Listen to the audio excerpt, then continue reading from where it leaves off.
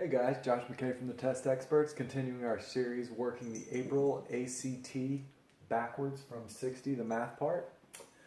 Question 58, given a positive integer n such that I to the n equals 1, which of the following statements about n must be true?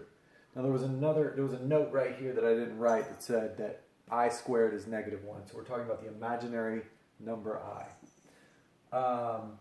What they're testing you on here is, and I didn't write out the statements, but they're basically when n is divided by 4, the remainder is 0, 1, 2, 3, 4, cannot be determined.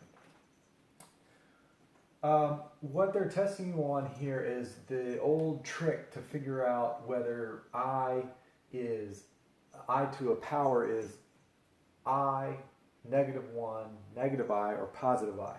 If you recall, I to the 1 is just I squared equals negative 1. I cubed is negative I, and I to the 4th is positive 1. Now, there's a trick. If you take the exponent, what if you're given a really high number, like I to the 503?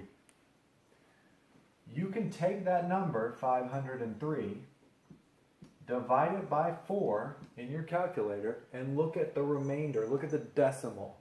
If the decimal is 0.25, you're dealing with I. If the decimal is 0.5, you've got negative I.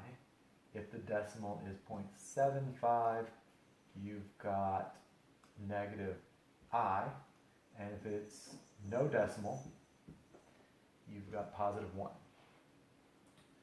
Now, remainder, basically a remainder of 1 will give you the decimal 0.25. A remainder of 2 will give you 0.50.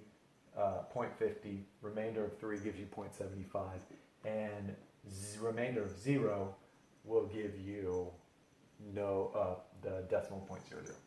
So if I divide, if I to the n equals 1, that means we're dealing with this scenario here, which is this scenario here. Put an arrow so it's obvious that that's 1, which means I have no remainder. If I had, let's divide 4 into 503 for my example here. 4 into 503, doing long division, go back. 4 goes into 500 one time, that gives me the 4, which gives me a 10, goes in twice, that gives me an 8, 23, 4 goes into 25 times, that's 20, with a remainder of 3. So remember, this would be like 125R3. Remainder 3 would give me the 0.75 or the negative I. But the quicker way to do this, if you're given a big number, put it into your calculator, divide by 4, look for the decimal, and remember which one it corresponds to. See you next time.